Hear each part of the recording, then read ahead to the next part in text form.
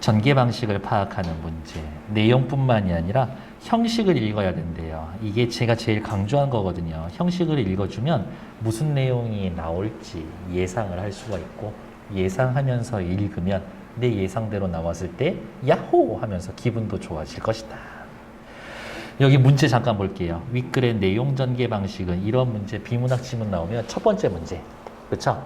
첫 번째 문제에 내용 전개 방식 물어보지 않으면 그 이후로는 내용 전개 방식 물어보지 않아요.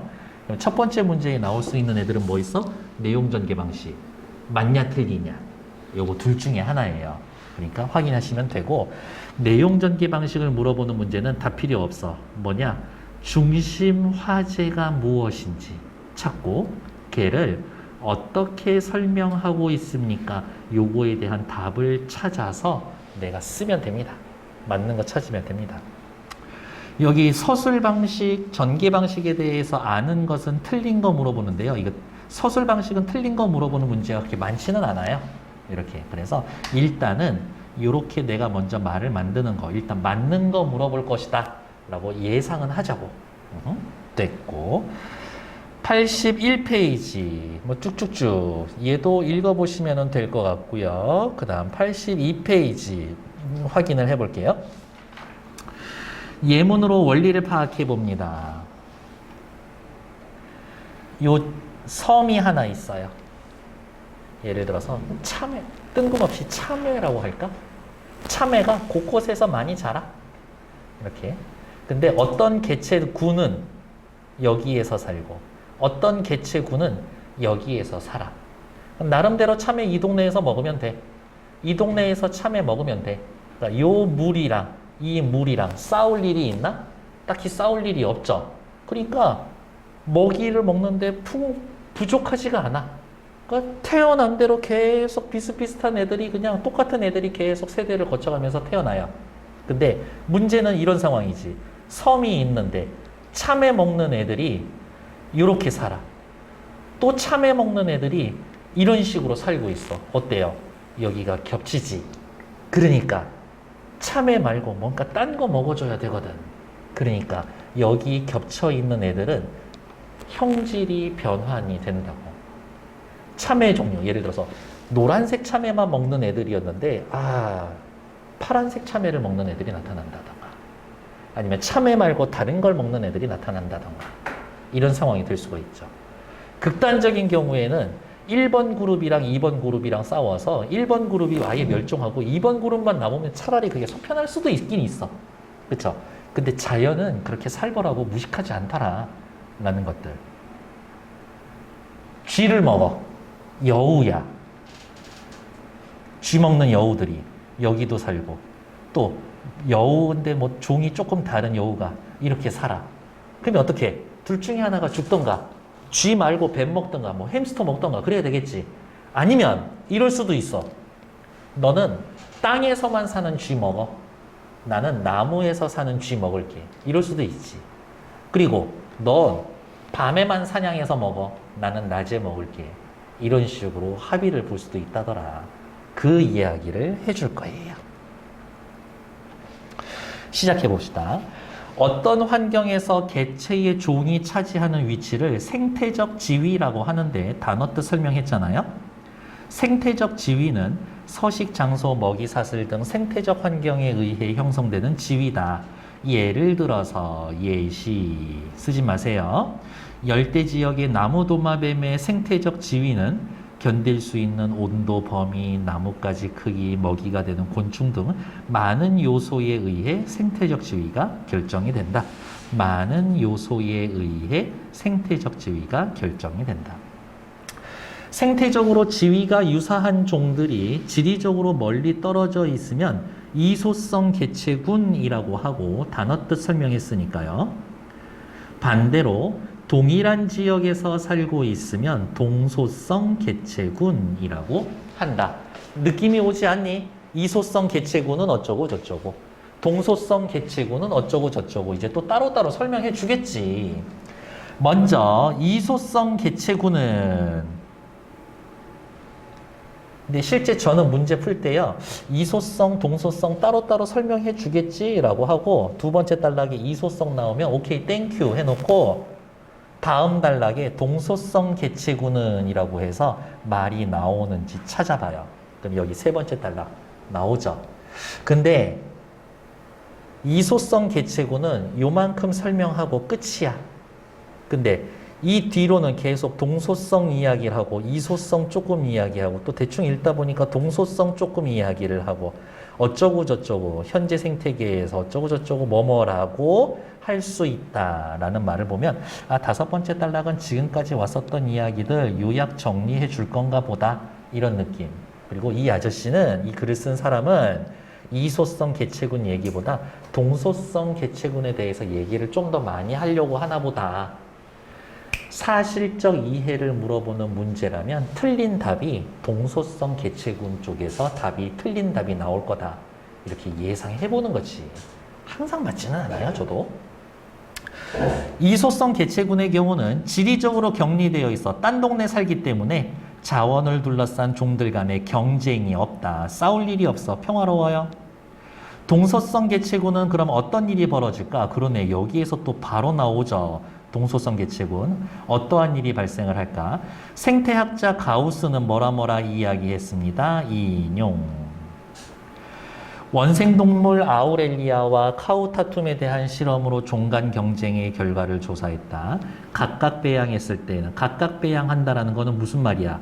이소성 개체군으로 만드는 거지. 모두 다 잘 살지만 함께 기르자 동소성 개체군으로 만들어버리자 한 종이 사라지는 결과를 얻었다. 이처럼 동소성 개체군 사이에 필연적인 경쟁이 일어나서 경쟁 결과 한 종이 사라지게 되면 이것을 경쟁적 배제라고 한다. 너랑 나랑 둘 중에 하나 죽자. 이것들. 그런데 실제의 자연 생태계를 보면 동소성 개체군이 경쟁적 배제를 하는 게 아니라 공존하기도 한대요. 공존하는 이유는 뭐다? 경쟁을 피했기 때문에. 경쟁을 피했기 때문에 공존할 수 있게 되었다. 예를 들어 주행성, 야행성으로 나눠서 시간을 달리해. 이와 같이 생존에 꼭 필요한 자원을 여러 가지로 나누는데 그것을 분서라고 합니다. 분서는 경쟁을 피하는 방법이죠. 혹은 공존하는 방법이지. 분서, 한번 따로따로 살아보자. 어떻게? 장소를 나누거나 먹이를 먹는 시간대를 다르게 하자. 이런 것들. 제한된 자원을 둘러싼 경쟁의 결과는 동소성 개체군과 이소성 개체군의 체형 구조를 비교함으로써도 확인할 수가 있다. 예를 들어 이소성 개체군들은 경쟁할 필요가 없기 때문에 같은 거 먹고 부리의 크기가 비슷해. 그런데 지리적 영역으로 동일하게 살면 동소성 개체군이 되어버리면 서로 다른 크기의 씨앗을 먹도록 부리의 크기가 달라지는 체형의 변화가 일어나게 된다. 이거 먹다가 이거 말고 부족해서 얘도 먹어야 돼. 그러면 이거 먹고 이것도 먹을 수 있는 부리가 만들어져야지. 동소성 개체군의 경우 같은 자원을 두고 다툼을 벌이는 일이 없도록 체형 구조가 달라지는데 이런 걸 또 뭐라고 한다? 형질치환이라고 한다. 현재 생태계에 존재하는 모든 생물종은 필연적으로 발생할 수밖에 없는 경쟁에 적응하며 경쟁적 분서, 형질치환 등의 과정을 거친 존재들이다. 인간도 그렇다는 얘기예요. 옆에 내용 정리 한 방에 갈게요. 이소성 개체군과 동소성 개체군의 개념. 1-1번 문장, 1-3번 문장에서는 단어 뜻 설명해 주죠. 정의.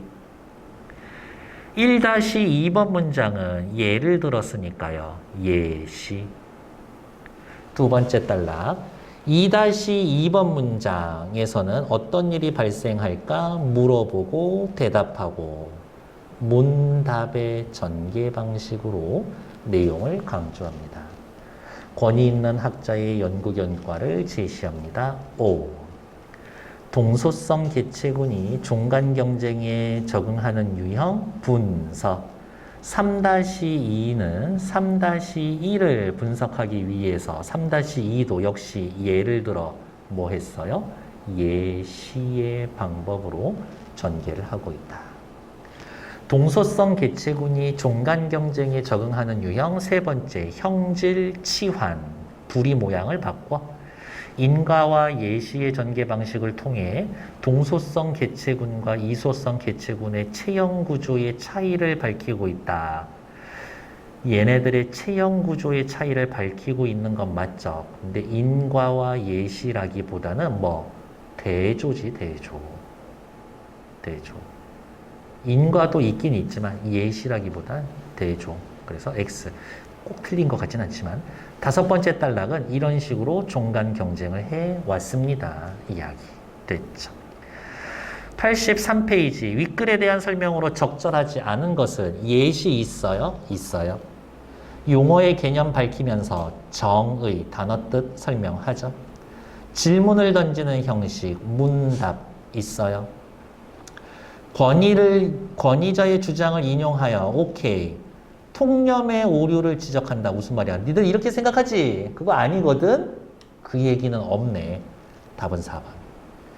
차이점을 중심으로 대상을 두 종류, 이소성, 동소성 나눠서 설명한다. 맞죠? 답은 4번. 거의 거저주는 문제지. 윗글에 쓰여져 있는 글쓰기 전략, 글쓰기 전략에다가 밑줄, 그리고 위에다가 내용 전개 방식이라고 하나 써놓을게요. 글쓰기 전략을 물어본다. 내용 전개 방식 물어보는 거다. 어쩌고 통시적, 시간의 흐름에 따라 제시한다. 탈락. 동소성 개체군의 종류를 구분한다. 아니요. 동소성 개체군을 분류하진 않지. 구체적인 사례, 다양한 양상을 설명해 준다. 괜찮은데? 동소성과 이소성의 공통점과 차이점, 차이점을 중심으로 설명하죠.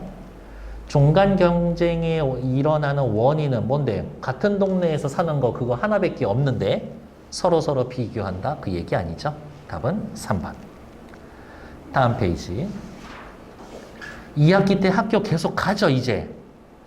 모의고사도 이제 계속 보겠네?